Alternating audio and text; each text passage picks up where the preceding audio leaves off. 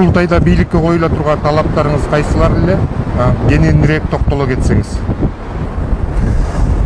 Биринчи талабыбыз кумтөр жана башка мамлекеттеги кен байлыктардын бардыгы мамлекеттин менчигине өтсүн деген талап. Эмне үчүн?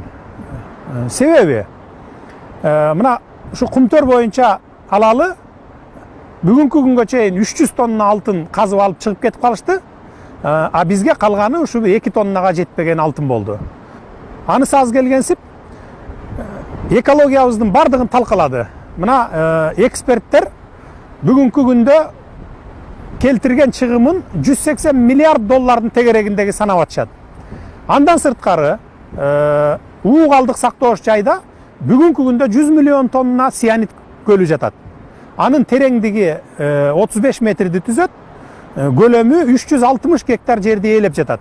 Мунун баары бизге жана бизден кийинки урпактарыбызга башына үйүлгөн бале болуп калып атат муну. Бүгүн дагы кеч эмес, мунун баарын токтотуп калышыбыз керек. Себеби дегенде азыр бүгүнкү күндө кумтөрдө ушу 600 тоннанын тегерегиндеги алтын калды. Эгер дагы бир 5-6 жыл ушинтип жата бере турган болсок, ал алтын дагы баарына ташып чыгып кетишет.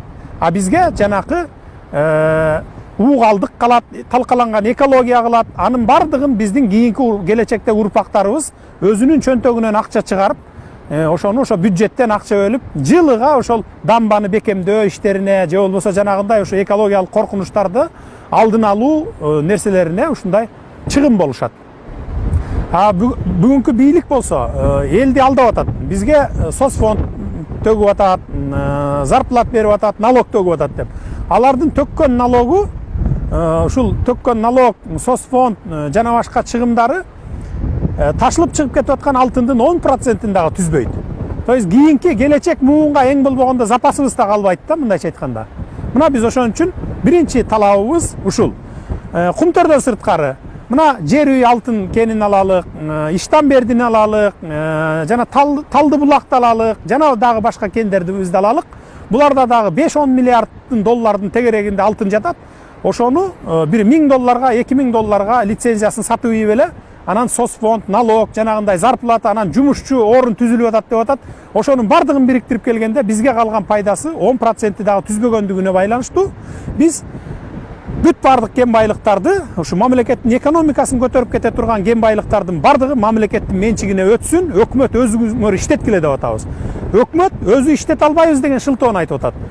Эшикте 21-кылым кадрларыбыз дагы жок эмес. Биздин бардык кадрларыбыз ак үй менен көк үйдө тааныш билиши жоктугунан мына чет мамлекеттерде барып ошо чоң-чоң алтын казган, ошо ар кандай ушу кен байлыктарды казган компанияларда иштеп жүрүшөт адистер. Мына ошолордун баарын алып келсе, инвестор деген өзү эле келет, өкмөт менен биргелешип, биздин мамлекетке, өкмөткө пайда кала тургандай кылып иштетип кетсе болот да.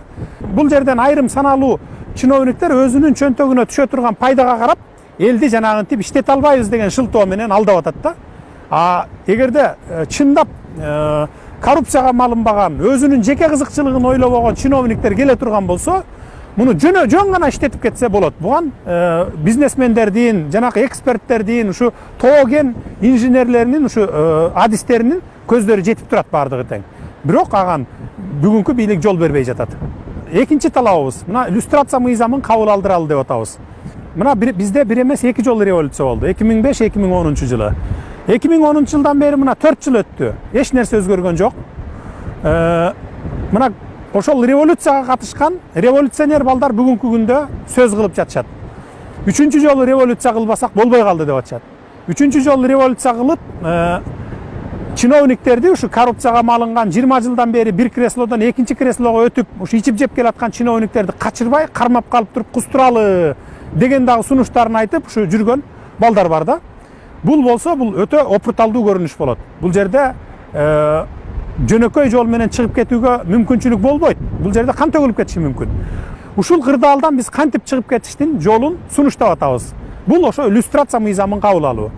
Иллюстрация мыйзамын кабыл алганда бир саналуу топ гана келип, өзүнө жакпаган чиновникти же болбосо душмандашып калган адамын бул ушу өкмөттүк ишке барганга жарабайт, ушул коррупционер деп айтыш керек эмес. Бул жерде бул мыйзамды кабыл алынгандан кийин күчүнө кирип иштей баштаса, ар бир жаран ушул чиновниктин үстүнөн болобу, акимдин, губернатордун же болбосо министрдин үстүнөн болобу арыз жазып, баягы фактыларын берип, далилдерин келтирип, сотко берип, ошо сот аркылуу чечим чыгарып, бул ушул кызматты ээлегенге укугу жок деп койсо, мына ошондо биз тынчтык жолу менен, анан мыйзамдуу жолу менен иллюстрация кылып, ушул чиновниктерди тазалап алууга жетишебиз да.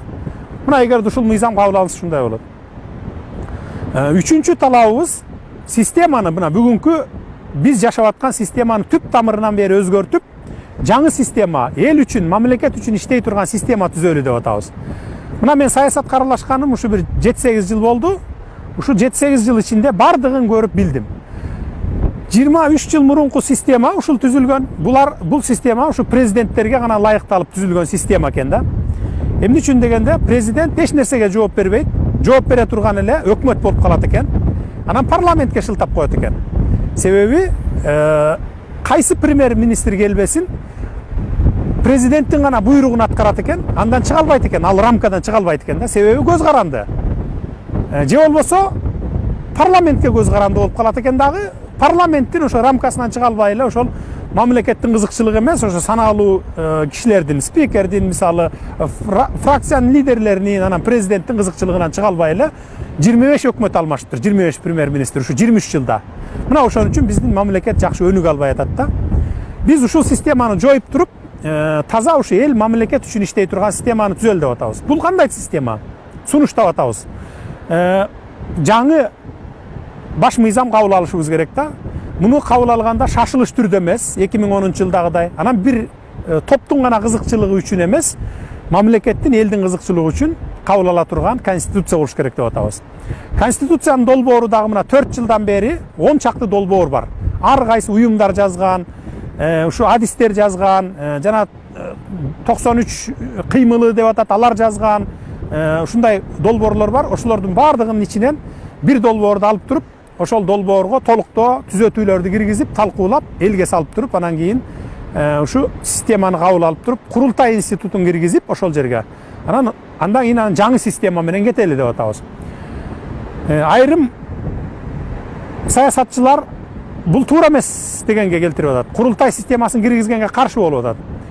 Эмне үчүн дегенде, биз курултай системасын киргизсек, ошондо президент дагы, өкмөтү болобу, жогорку кеңеши болобу, сот системасы болобу, жыл сайын ошол курултайга жылдык отчетун берип турат да. Ошондо бул отчет берүүдөн эч ким кача албай калат. Себеби биз баш мыйзамга көргөзүп жазып коебуз. Курултай чогулуп жылына бир жолу баардык бийлик бутактарынан отчет алат деп көргөзүп коебуз. Бүгүн мына 25 премьер-министр алмашты. 5-чи парламент иштеп атат. Эч кимиси жыл сайын отчет берүү деген булардын түшүнө да кирген эмес. Мына 4-чү президент отурат. 4 жыл болду. 4 тең ушу 23 жылда бирөө дагы жыл сайын отчет берип турган эмес. А биз ошолордун отчетун алып тура турган, чыныгы элдик көзөмөл боло турган системаны түзөлү деп атабыз. Курултайга шайланып келүүчүлөр ар бир айылдардан, ар бир аймактардан шайланып ушу 1,5-2 миң кишиге чейин жакын чогулуп, анан ушу отчетун алып жылына бир жолу. Отчетунун негизинде добуш берүү жүргүзсө туура болот го деп биз сунуш киргизип атабыз. Добуш берүүнүн жыйынтыгында мисалы ушул эле президенттин же болбосо жогорку кеңештин иш алып баруусу, иши канааттандырарлык эмес деп чечсе курултай, анда ал бийлик бутагынын башчылары кызматтан кетиш керек деп атабыз да. Ошондо биз накта эл көзөмөлдөгөн системаны түзгөн болобуз.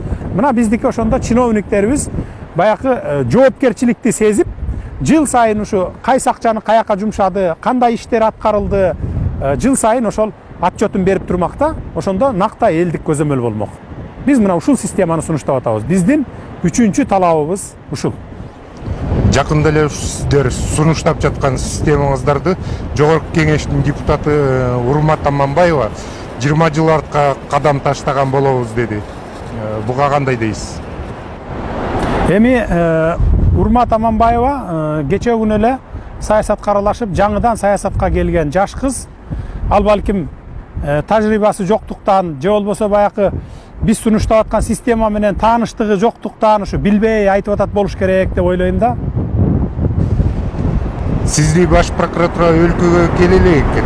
Келсе эле чакырып Киев 74 имараты боюнча кайрадан иш козгойбуз деп интернет булактарына жазып чыгышты. Сиз болсо кички мекениңизде эле экенсиз. Алардын сиз жөнүндө толук маалыматы жокпу?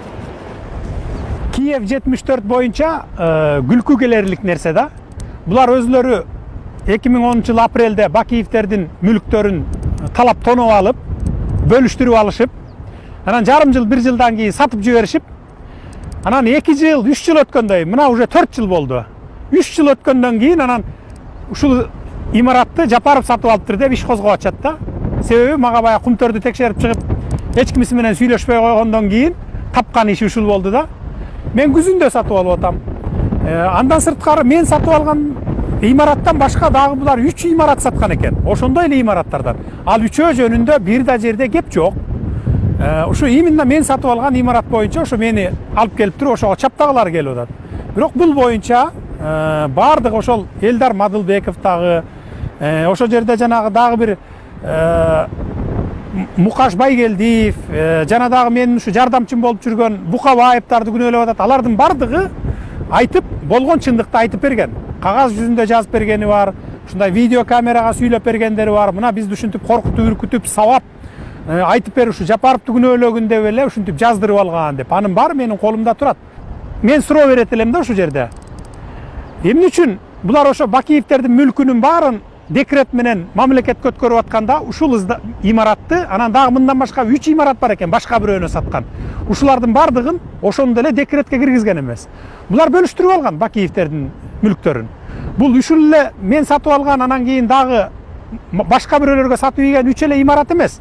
Көлдүн жээгинде, мына ушул эле көлдүн тегерегинде бир нече пансионаттар бар, бир нече коттедждер бар.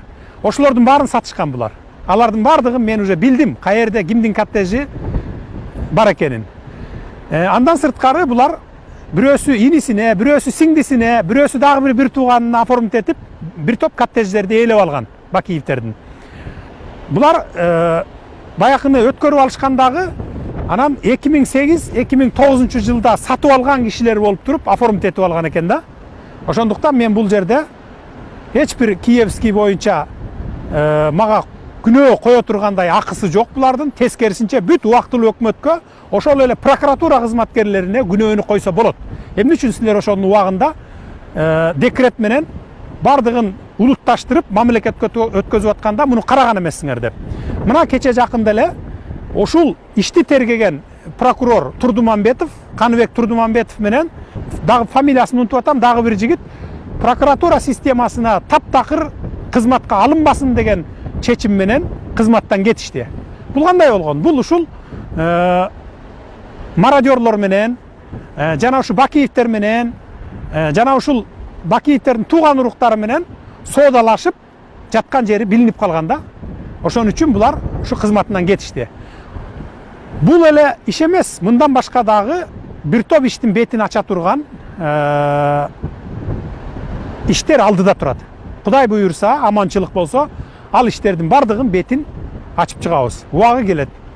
Убагы келет. Эртең Кудай буйруп мен бийликке келип калсам, ушул иштердин бардыгын ачып, ким күнөөлүү экен? Кумтөрдү кандай элге жеткирген болсом, чындыгын.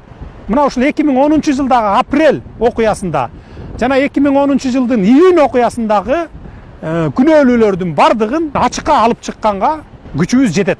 Ошондуктан мен азыр прокуратура кызматкерлерине бүгүн эртең барбаймын. Качан курултай өтөт, курултай өткөндөн кийин эртеси күнү анан кийин барып туруп мен сүйлөшчү сөздөрдү алар менен сүйлөшөмүн.